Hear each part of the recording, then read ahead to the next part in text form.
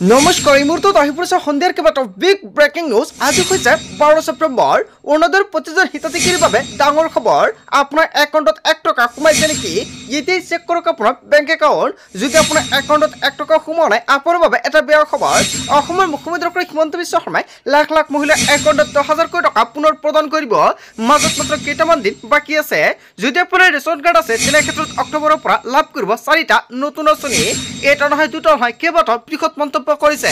যিসকল ব্যক্তিয়ে নতুনকৈ চৰকাৰী ঘৰৰ বাবে আবেদন কৰিছে, 2026ৰ পূৰ্বে তালিকাত নাম আহিব।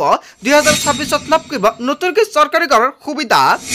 লগতে কেইবাটাও ৰাজনৈতিক খবৰৰ লগতে অৰাজনৈতিক খবৰ যুগুত কৰা হৈছে আজিৰ দিনটোত। গোটেই অসম তথা ভাৰতৰ বিভিন্ন প্ৰান্তৰ পৰা যুগুত হৈছে কেইবাটাও ডাঙৰ খবৰ। এনেবোৰ খবৰ নিতৌ পাই থাকিবলৈ চেনেলটি ছাবস্ক্ৰাইব কৰি ভিডিঅ'ত এটা লাইক কৰিবলৈ নাপাহৰিব। আজিৰ আমাৰ প্ৰথম খুবেই গুৰুত্বপূৰ্ণ খবৰ হৈছে অসমবাসীৰ বাবে এটা ডাঙৰ খবৰ। অৰুণোদয় হিতাধিকাৰীৰ বাবে ডাঙৰ খবৰ আহি পৰিছে। আপোনাৰ একাউণ্টত 1 টকা সোমাইছে নেকি? এতিয়াই চেক কৰক। এতিয়াই পৰীক্ষা কৰক আপোনাৰ বেংক একাউণ্ট। 17 ছেপ্টেম্বৰৰ পৰা আৰম্ভ হ'ব অৰুণোদয় 3.0। অৰুণোদয় 3.0 আবেদন কৰা প্ৰতিজন হিতাধিকাৰী বেংক একাউণ্টত 1 টকাকৈ প্ৰদান কৰা হৈছে। যদি আপোনাৰ একাউণ্টত 1 টকাকৈ পোৱা নাই, তেনে ক্ষেত্ৰত আপুনি কি কৰিব? আপুনি টকাটো পাবনে? ভিডিঅ'টো সম্পূৰ্ণকৈ চাওক। ঘৰে ঘৰে গৈ চৰকাৰে কৰিব ছাৰ্ভে। 40 লাখ পৰিয়ালে লাভ কৰিব এই সুবিধা। প্ৰত্যেক ঘৰৰ মানুহে ঘৰে ঘৰে গৈ দিয়া হ'ব এই আঁচনিৰ সুবিধা।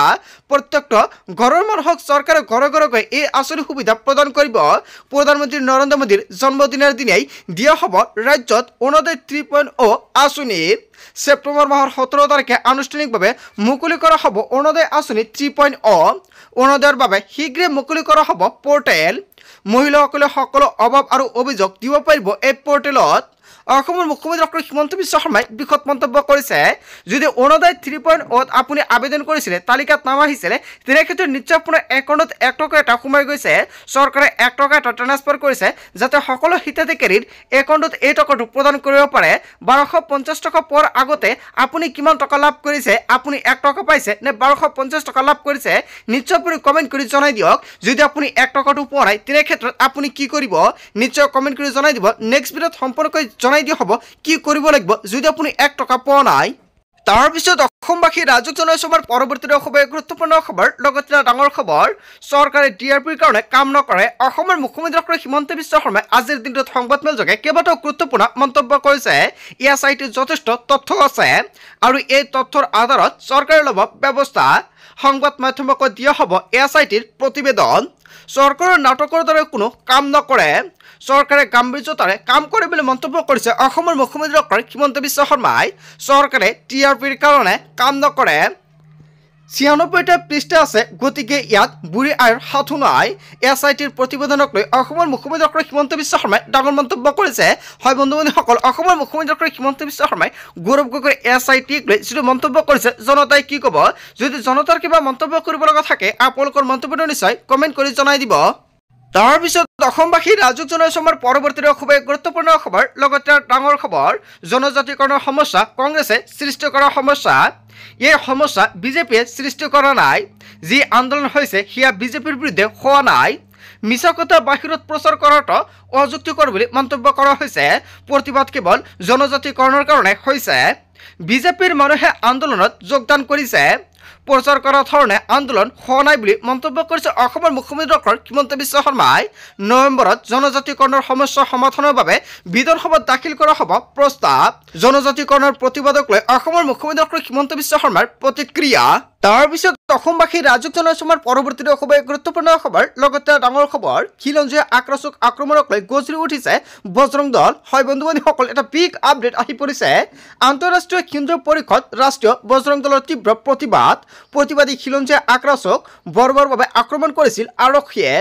জনজাতিকৰণৰ দাবীৰে আক্ৰমণ সাব্যস্ত কৰিছিল প্ৰতিবাদ। আক্ৰমক কৰা আক্ৰমণ কেতিয়াও মানি লোৱা নহ'ব বুলি ডাঙৰ মন্তব্য কৰা হৈছে। গোলকগঞ্জক সমজিলাৰ কাৰ্যালয়ত তীব্ৰ প্ৰতিবাদ বজৰং দলৰ। আৰক্ষীৰ আক্ৰমণত আহতসকলক শীঘ্ৰে ক্ষতিপূৰণ দাবী কৰিছে বজৰং দলে। খিলঞ্জীয়া আক্ৰমক আক্ৰমণক লৈ গজৰি উঠিছে বজৰং দল।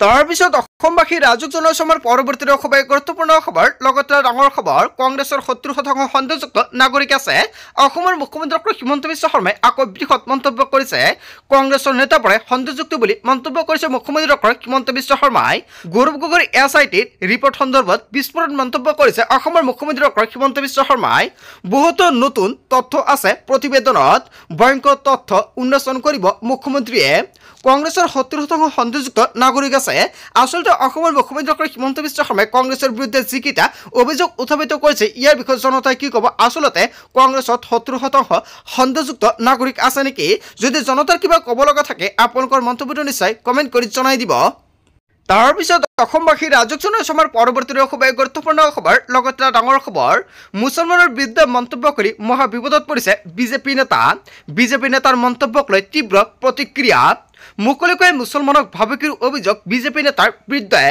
বিজেপি নেতাৰ তথা প্ৰাক্তন মন্ত্ৰী মন্তব্যৰ বিৰুদ্ধে ৰুজু কৰা হৈছে গোচৰ মই হিন্দুত্বৰ বাবে যুঁজি থাকিম কাকো ভয় নকৰোঁ হিন্দুক চ্যালেঞ্জ দিলে ইয়াৰ উচিত প্ৰত্যুত্তৰ দিম বুলি মন্তব্য কৰিছে বিজেপি নেতা চিটি ৰবিৰ বিৰুদ্ধে জাঙুৰ খাই উঠিছে মুছলমান সমাজ আইনী ব্যৱস্থা লোৱাৰ দাবী মুছলমান সমাজৰ ধৰ্মৰ নামত হিংসা বিয়পোৱাৰ অভিযোগ বিজেপি নেতাৰ বিৰুদ্ধে বিজেপি নেতাৰ মন্তব্যক লৈ তীব্ৰ প্ৰতিক্ৰিয়া জনতাৰ হয় বন্ধু-বান্ধৱীসকল এটা বিগ আপডেট আহি পৰিছে তাৰ পিছত অসমবাসী ৰাজুক জনাইছো আমাৰ পৰৱৰ্তী খুবেই গুৰুত্বপূৰ্ণ খবৰ লগতে ডাঙৰ খবৰ আক্ৰাছৰ প্ৰতিবাদৰ পাছতে উত্তপ্ত হৈ আছে থুবুৰী একেলগে থুবুৰীৰ কেইবাখনো থানাৰ আৰক্ষী বিষয়াক বদলি কৰা হৈছে খিলঞ্জীয়ক আক্ৰমণৰ ঘটনাক তদন্তৰ নিৰ্দেশ দিছে চৰকাৰেও বিলাসীপাৰা থানাৰ ওসি নৱজ্যোতি ৰায়ক বদলি কৰা হৈছে গোলগঞ্জৰ চক্ৰ পৰিদৰ্শক আৰু ওসি হিচাপে বদলি কৰা হৈছে নৱজ্যোতিক গোলগঞ্জৰ চিআই ৰাতুল হাইলৈক বিলাসীপাৰা ওসি হিচাপে বদলি কৰা হৈছে কেৱল এয়াই নহয় তামাৰহাটৰ ওসি জ্যোতিপ্ৰসাদ দাসক গৌৰীপুৰৰ ওসি হিচাপে বদলি কৰা হৈছে কেৱল এয়াই নহয় বালাজনৰ এছআই উত্তম ৰায়ক হালাকুৰাৰ আইসি হিচাপে বদলি কৰা হৈছে গৌৰীপুৰৰ এছআই পালাজনৰ ওসি হিচাপে বদলি কৰা হৈছে কেৱল এয়াই নহয় হালাকুৰাৰ ওসি নৱজ্যোতি পাটোৱাৰী গোলগঞ্জৰ এটাচিট অফিচাৰ হিচাপে বদলি কৰা হৈছে আক্ৰাছৰ প্ৰতিবাদৰ পিছতে উত্তপ্ত হৈ আছে থুবুৰী হয় বন্ধু-বান্ধৱীসকল এটা বিগ আপডেট আহি পৰিছে আজিৰ ভিডিঅ'টো সকলোৱে বেছিকৈ শ্বেয়াৰ কৰি দিব তাৰ পিছত অসমবাসী ৰাজুক জনাইছো আমাৰ পৰৱৰ্তী খুবেই গুৰুত্বপূৰ্ণ খবৰ লগতে ডাঙৰ খবৰ অক্টোবৰতে সমগ্ৰ দেশজুৰি বলবৎ হোৱাৰ দিকে এছআইআৰক লৈ বৃহৎ সিদ্ধান্ত লোৱাৰ সম্ভাৱনা অক্টোবৰৰ পৰাই ভোটাৰ তালিকাৰ পুনৰীক্ষণ হোৱাৰ সম্ভাৱনা দেশজুৰি এছআইআৰ বলবৎক লৈ নিৰ্বাচন আয়োগৰ গ্ৰীণ ছিগনেল প্ৰতিখন ৰাজ্যৰ নিৰ্বাচন আয়োগৰে ৰুদ্ৰদ্বাৰ বৈঠক অনুষ্ঠিত দিল্লী চূড়ান্ত বৈঠকত লোৱা হ'ল সিদ্ধান্ত পুনৰবাৰ নাগৰিকত্বৰ প্ৰমাণ দিব লাগিব দেশৰ নাগৰিকে 2026 পূৰ্বে নতুনকৈ সিদ্ধান্তত উপনীত হ'ব বিহাৰৰ পাছতে সমগ্ৰ দেশজুৰি এছআইআৰ প্ৰক্ৰিয়া হোৱাৰ সম্ভাৱনা ভাৰতীয়ক এছআইআৰত অন্তৰ্ভুক্ত কৰিবলৈ অতিৰিক্ত নথিৰ পৰামৰ্শ বিচাৰিছে আইএ ভোট কেন্দ্ৰৰ সঠিক সংখ্যাৰ ৰিপৰ্ট দিব লাগিব নিৰ্বাচন আয়োগে 30 ডিচেম্বৰৰ অন্ত পৰিব বিহাৰৰ এছআইআৰ প্ৰক্ৰিয়া অক্টোবৰতে সমগ্ৰ দেশজুৰি বলবৎ হ'ব পাৰে এছআইআৰ হয় বন্ধু-বান্ধৱীসকল এছআইআৰক লৈ এটা বৃহৎ খবৰ আহি পৰিছে জনতাই কি ক'ব অসমৰ জনতাই বা ভাৰতবৰ্ষৰ জনতাই এছআইআৰ বিচাৰে নেকি যদি বিচাৰে নিশ্চয় কমেণ্ট কৰি জনাই দিব তাৰপিছত অসমবাসী ৰাজুক জনাইছো আমাৰ পৰৱৰ্তী খুবেই গুৰুত্বপূৰ্ণ খবৰ লগতে ডাঙৰ খবৰ হিন্দু বঙালীৰ ডিউপটৰ সমস্যা সমাধানৰ দায়িত্ব মন্ত্ৰী ৰঞ্জিত কুমাৰ দাসৰ বিজেপি দলক আগুৱাই নিয়াৰ মূল জনগোষ্ঠীটো হৈছে বঙালী হিন্দুসকল তাৰ পাছতে লাহে লাহে অসীম মানুহ বিজেপিত হল বুলি মন্তব্য কৰিছে মন্ত্ৰী ৰঞ্জিত কুমাৰ দাসে আসলতে মন্ত্ৰী ৰঞ্জিত কুমাৰ দাসে যিটো মন্তব্য কৰিছে আপুনি কি ক'ব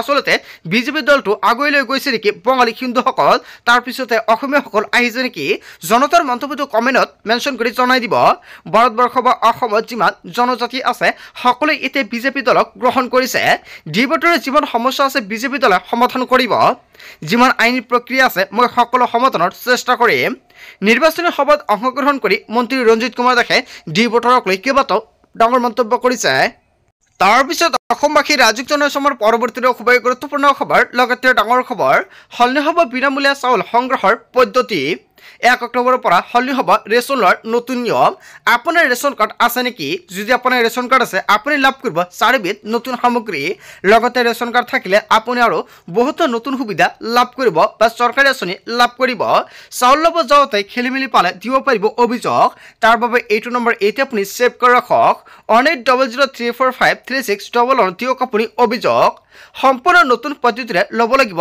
ৰেচন চাউলৰ লগতে প্ৰতিগৰাকী হিতাধিকাৰীয়ে পাব চেনি দাইল আৰু নিমখ মুঠ 4 বিধ সামগ্ৰী লাভ কৰিব ৰেচন কাৰ্ডৰ গৰাকীয়ে বজাৰৰ দৰতকৈ কম দামতে লাভ কৰিব ৰেচন প্ৰতি কেজি চেনি লাভ কৰিব মাত্ৰ 38 টকাত প্ৰতি কেজি মচুৰ দাইল লাভ কৰিব মাত্ৰ 69 টকাত কেৱল এয়াই নহয় প্ৰতি কেজি নিমখ লাভ কৰিব মাত্ৰ 10 টকাত কেৱল ইমানে নহয় 700 টকাতে লাভ কৰিব ৰন্ধন গেছৰ চিলিণ্ডাৰ যদি আপোনাৰ ঘৰত উজ্বলা গেছ কানেকশ্যন আছে তেনে ক্ষেত্ৰত 250 টকাতে পাব চিলিণ্ডাৰ ৰেচন সংগ্ৰহৰ সময়ত বাধ্যতামূলকভাৱে দিব পাৰিব আপুনি ফিংগাৰপ্ৰিণ্ট দিহে সংগ্ৰহ কৰক আপুনি ৰচিদ সো বন্ধুসকল যদি আপোনাৰ ৰেচন কাৰ্ড আছে আপুনি লাভ কৰিব বহুত নতুন আঁচনি যেনেকুৱা চৰকাৰী ঘৰ লগতে অৰুণোদয় আঁচনি কেৱল ইয়াই নহয় আৰু আপুনি বহুত আঁচনিৰ বাবে আবেদন কৰিব পাৰিব আপোনাৰ ঘৰত যদি কোনো আঁচনি নাই তেনে ক্ষেত্ৰত কোনটো আঁচনিৰ বাবে আপুনি আবেদন কৰিব নিশ্চয় আপুনি কমেন্ট কৰি জনাই দিব নেক্সট ভিডিঅ'ত জনাই দিম তাৰ পিছত অসমবাসী ৰাজক জনাইছমৰ পৰৱৰ্তী খুবেই গুৰুত্বপূৰ্ণ খবৰ লগতে ডাঙৰ খবৰ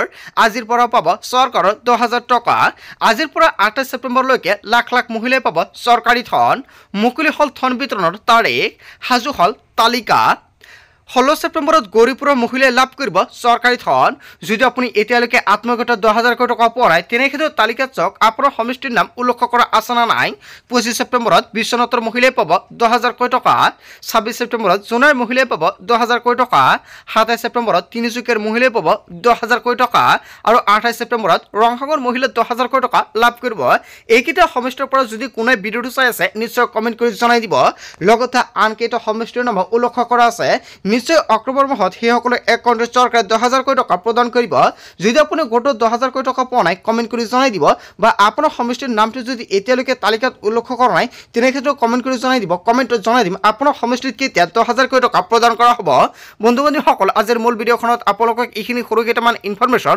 দিবলগীয়া আছিল ভিডিঅ'টি ভাল লাগিলে লাইক কমেন্ট শ্বেয়াৰ কৰিব সো থ্যাংক ইউ ফৰ ৱাচিং ফুল ভিডিঅ'